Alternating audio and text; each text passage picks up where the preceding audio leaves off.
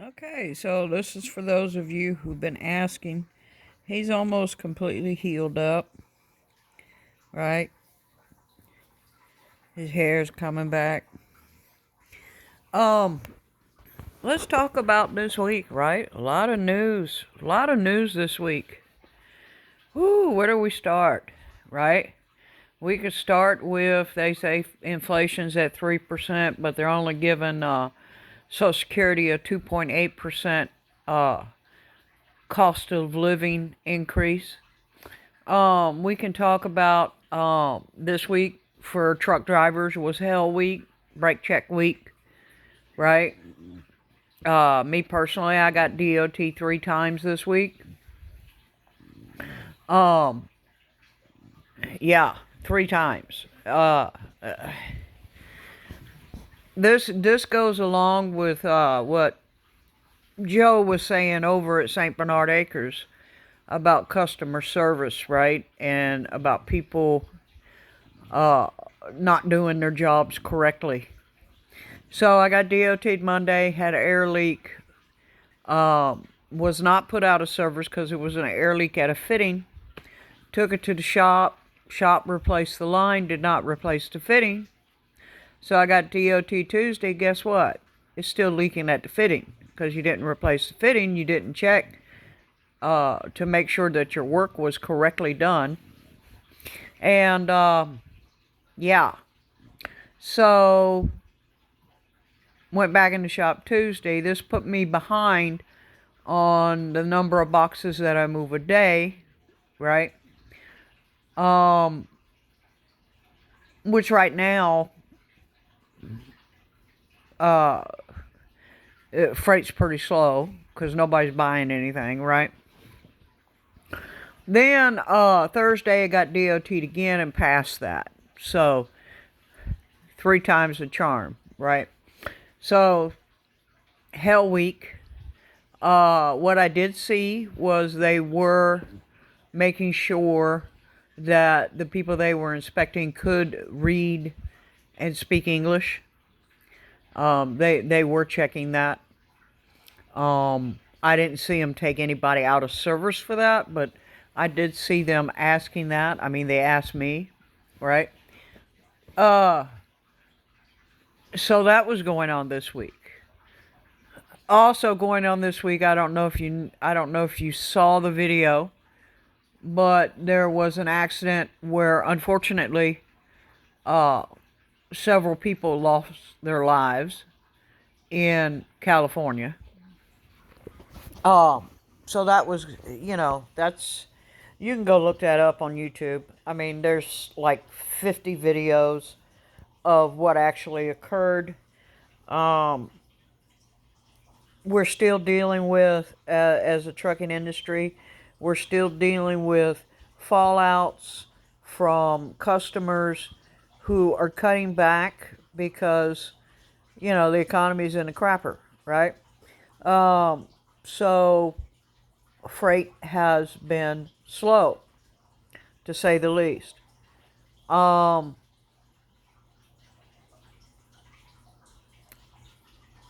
We could talk about that. We could talk about the fact that I have a pile started again to when I go up to Ed's, to take up to Ed's. Got that going, right? Got my mattress, got my wall kit, my fire safe stuff for my wood stove, some piping. I got all that. So that's all going to be going up. I did pick up a water filter similar to my Berkey. It's off-brand.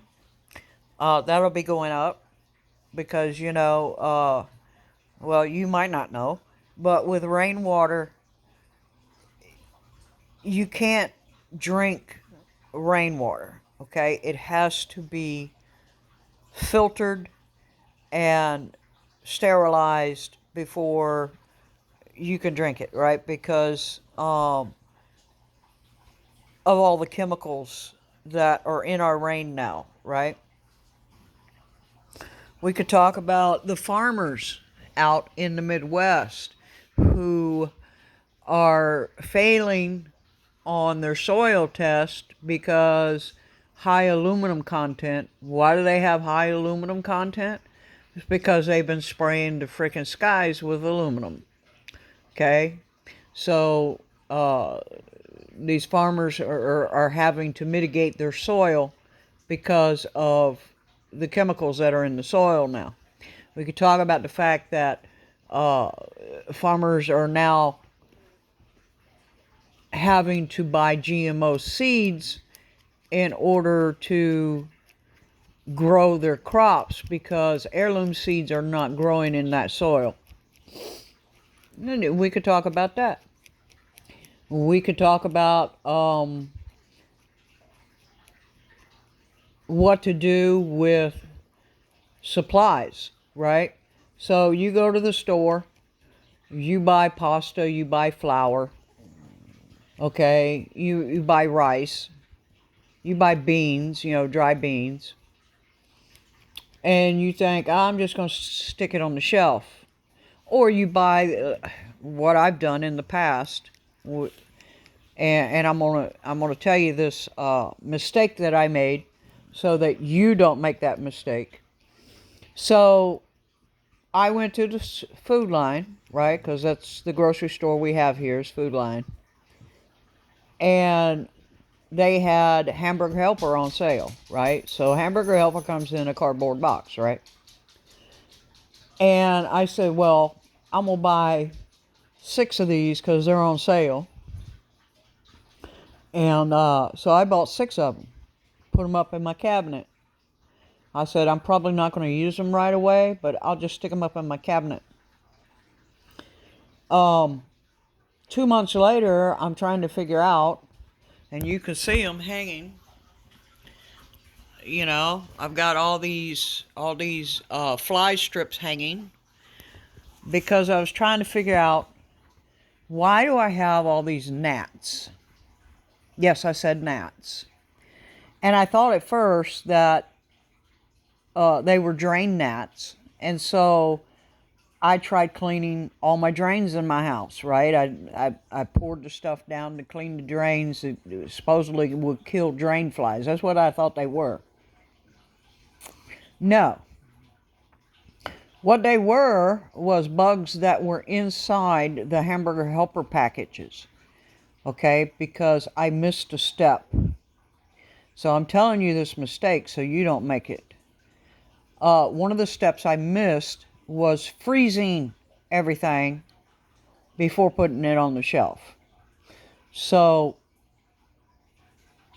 any pasta, any flour, any rice, anything dry goods, you want to freeze for a week. Then if it's possible, you want to repackage that, whether it be in Mylar, mason jars, right? Airtight containers, right? Because speaking now as a trucker, I'm gonna speak to you now as a trucker, and you're gonna get very disgusted with what I'm telling you. But this is happening all over the United States. It's happening in Canada. It's happening in Mexico. The FDA, a decade ago, started relaxing some of the requirements on food preparation warehouses. They also, the food preparation warehouses started to crack down on workers going to the bathroom whenever they had to. I hope you can sense where I'm going with this. So workers were told they were allowed the 9:15 break, they were allowed the noon break for lunch, and they were allowed the 2:15 break. Anything outside of those breaks, they were not allowed to leave the line. Okay? Not only did they do this, but they started cutting back on the people who would clean the lines.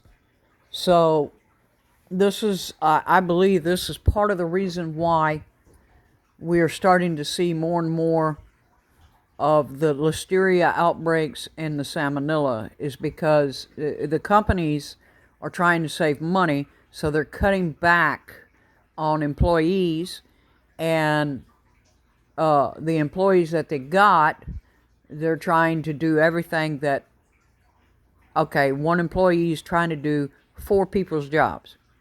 Okay? It's nothing against the employees, it's just what's happening in some of these warehouses. You go to some of these warehouses to pick up, and you've got to come and stand on the dock. And while you're standing on the dock, you observe people packaging pasta. And pasta goes into cardboard boxes, right? And a lot of it's automated, not all of it, okay? So you got people handling pasta, and the individual has to go to the bathroom, but it's not within the break time. They go to the bathroom on the line. Okay? And now they're handling the pasta. I'll just leave that for what it is. I'll let you take your own assumptions on that. Okay? All of this stems from an economic crisis. Okay? Then on top of that, you've got trucking companies that are undercutting each other to try and keep their drivers running. I get it.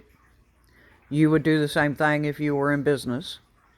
And what that is causing is it's causing them to be pushed to get cheaper drivers.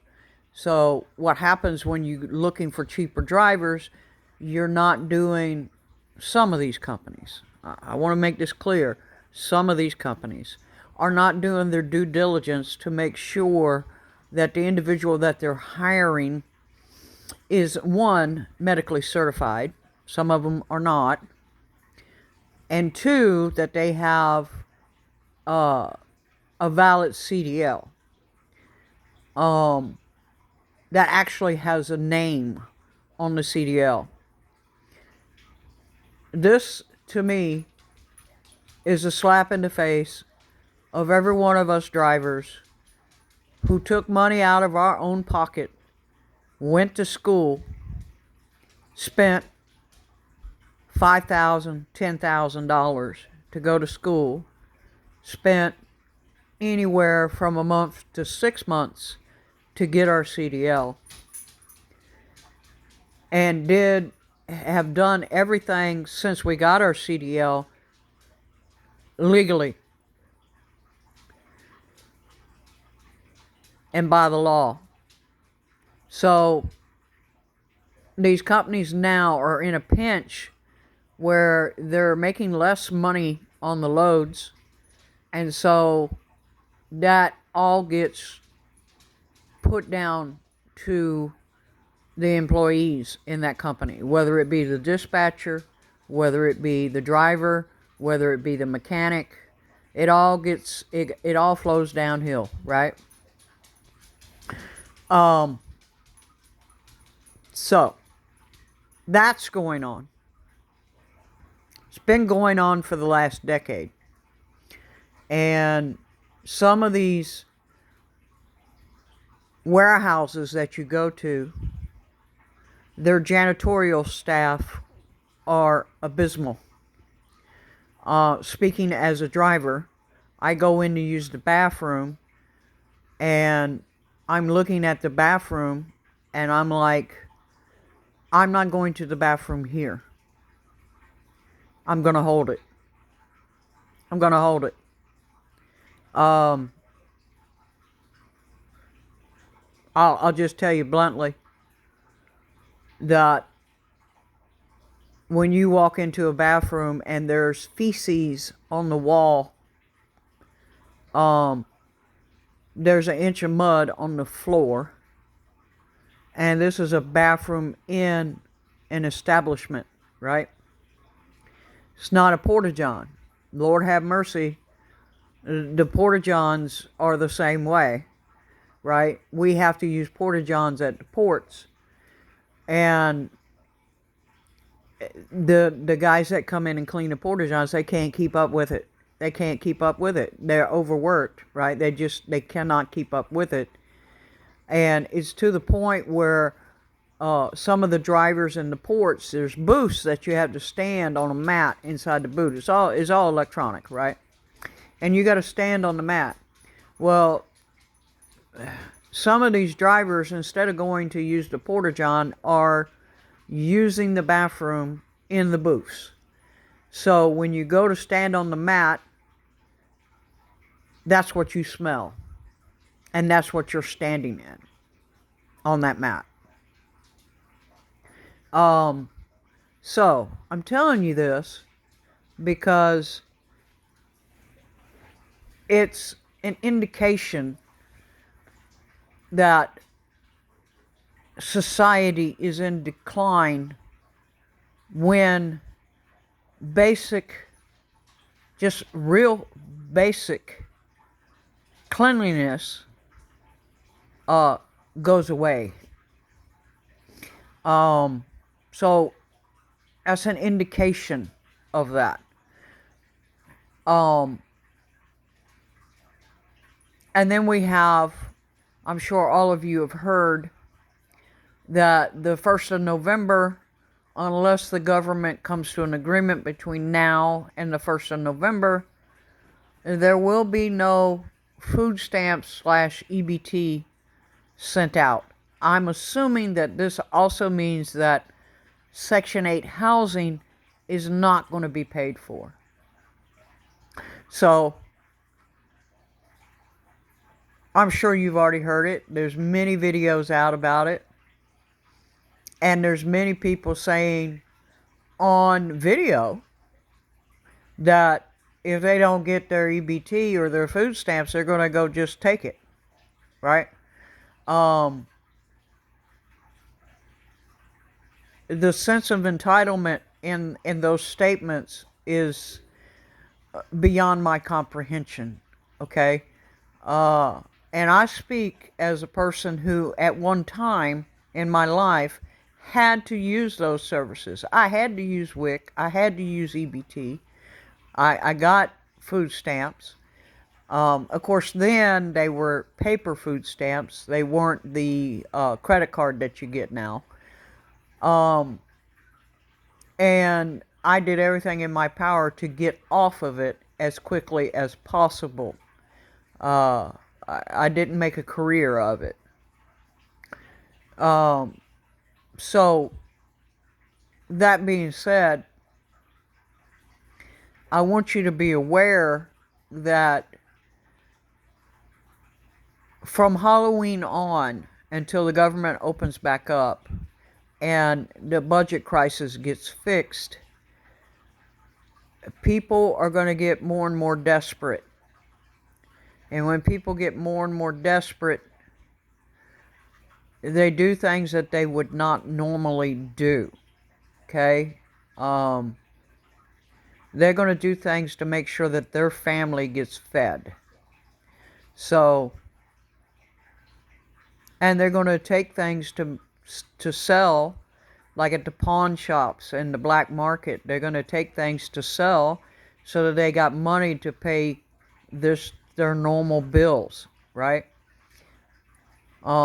Nothing against them. Some of them should be on those programs. Some shouldn't. And I think we all have seen that the individuals that shouldn't be on those programs are people who are perfectly capable of working in some fashion and do not. They absolutely refuse to. And they use the system because they've been taught that. Now, if you're one of those individuals, let me just explain something to you. I hear all the time about Trump is trying to be a king. He's trying to bring back slavery. If you are on the government dole, and if you are requiring the government to pay your bills and feed you, you are a slave. I want to say that very clearly, because you have zero self-respect and zero self-esteem. Because anybody who has self-respect and self-esteem is going to try to improve their situation, not do things to keep them in that situation. By that I mean pop out another baby. Okay? Or go down to the corner and get your heroin and your fentanyl and the drugs that you take, right? Anybody that has some self-respect and self-esteem is going to try to improve their situation with what they've been given. Okay? Now, that being said, there are people who are in bad situations and they're stuck in that situation and they have no idea how to get out of that situation. You need to think outside the box.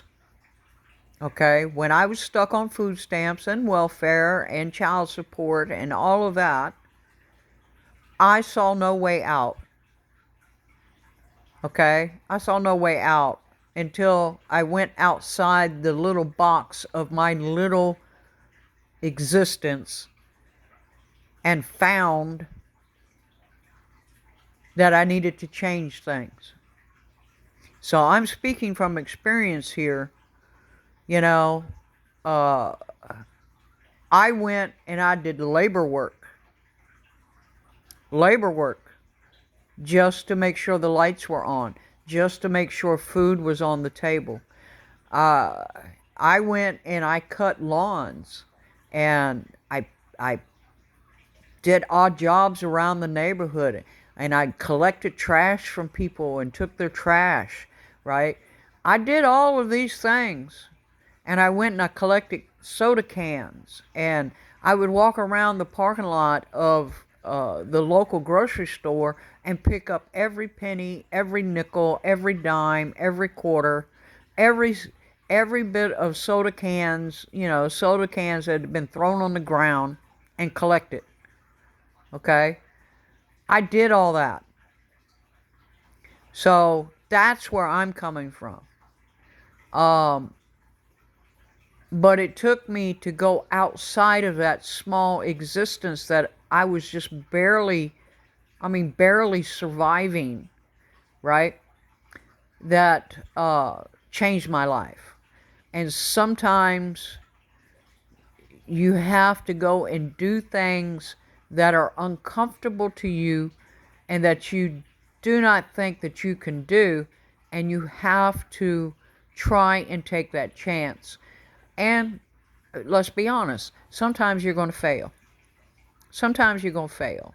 Whether it be, okay, I'm going to go build a doghouse, right? Whether it be that, and you build the doghouse and then you look at it and you say, that looks like crap. Okay, it looks like crap. What did you do wrong? And is it functional?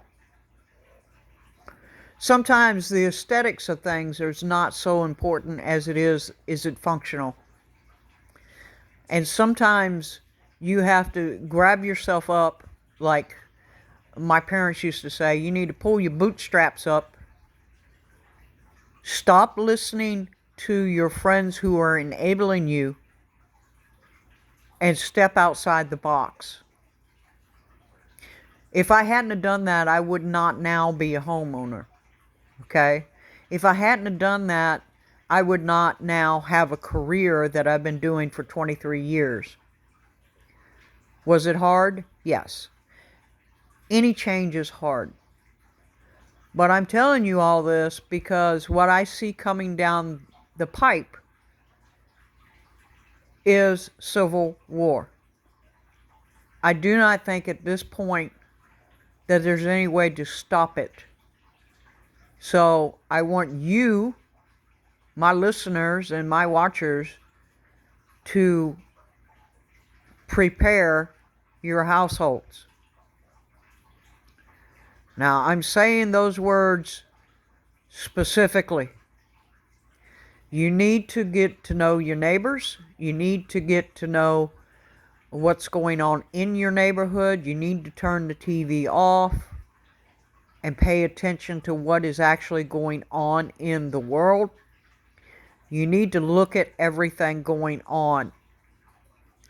And you need to step outside of your comfortable box to see that. Now, I'm trying to be absolutely politically correct here, okay? Because I don't want to piss anybody off, but no one is entitled to anything. It says in the good book, right? And by the good book, I mean the Bible. It says, if a man shall not work, he shall not eat. If you refuse to work, you should not expect everybody to feed you. Now, that being said, there are people who cannot work. I'm not talking to you. I'm talking to the people who can work and refuse to. Now, there's also people out there who are looking for work but can't find it. I'm not talking to you either. Again, I'm talking to those who can work and have been offered work and refuse to do it. Give you a good example.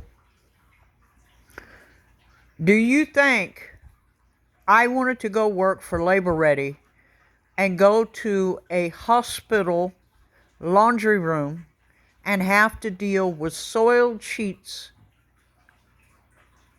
on a day-to-day basis? Bloody sheets on a day-to-day basis. Do you think that was comfortable for me? If you think that was comfortable for me, you got nothing coming. That made me sick all day. Okay? Sick to my stomach all day. Right? But I did it.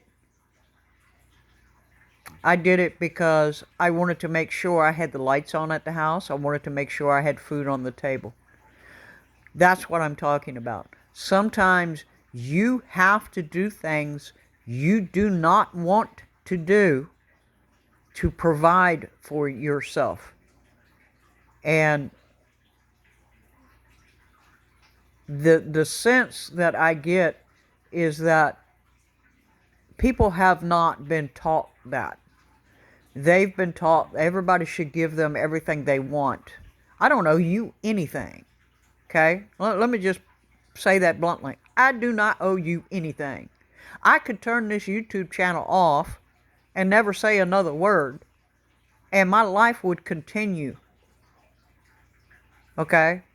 So when I say, and people think I'm talking out my butt when I say this, when I say I could survive by myself, I mean it. I can survive by myself.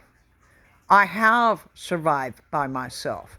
I have been out there with all I had was a backpack and a tarp and no money and fed myself. I've been there. Okay? You cannot take away from experiences that you've had in your life. All you can do is take those experiences, learn from the mistakes that you made. That's a big one. Learn from the mistakes that you made and don't make the same mistake. Okay? The definition of insanity is to do the same thing the same way and expect a different outcome. If you are always on the government dole and you expect yourself to somehow or another succeed, you are deluding yourself. The government dole is there to make you a slave. It is not there to free you. It is there to make you dependent.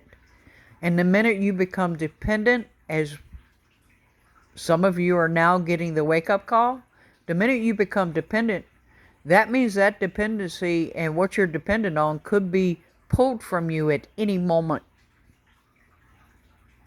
At any moment. Learn from that. Realize that. If you can't do it yourself, it might not get done. And yeah, that's my rant this week, because I'm watching all of this craziness going on in the world, and I'm like, has no one taught these young people the truth? Because the truth is, your friends that you claim are your friends, when push comes to shove and you need them to step up to the plate, I guarantee you 90% of them are not going to be there. Let that sink in. You're going to be stuck with whatever issue you have. You think, oh, I'm going to take the fall for such and such and go to prison, right? And you come out of prison, and that person that you went to prison for is gone. They done moved on. Their life has changed. They done moved on. And what you did for them means nothing. Means nothing. Okay? You're going to get into these gangs, and you think you're going to run, you're going to run the neighborhood, and then you get thrown into jail, and the people that you thought had your back, suddenly they're not there. Hello, welcome to reality. Welcome to reality. The reality is that the friends that we claim that we have, 90% of them, when push comes to shove, and when you got to put the pedal to the metal, and you got to stand up against a brick wall for them, they're not going to be there. That's the reality. And that's a harsh reality that some people don't realize. So you need to find the people you can rely on, that 10% that you can rely on, and you need to be getting close with them, because that 10% will have your back. That other 90% won't. They won't. They'll steal from you if they think it's going to benefit them. Be aware of that. Be aware of the fact that this is in your communities, that there's people that will watch what you're doing, and when they get an opportunity, they will come and steal from you because they think you got more than they do, and they feel entitled to what you have worked for. I don't want to see that happen to anybody, right? Be aware of that. That's out there. That element is out there, and it's smiling in your face a lot of times. So, yeah, that's the rant I have this week. I mean, the customer service, if you work in customer service, y'all need to step up your game, because y'all definitely are not being very customer service friendly. Okay, you are not really servicing the customers, and that's causing a backlog on customers coming back. Bicycle.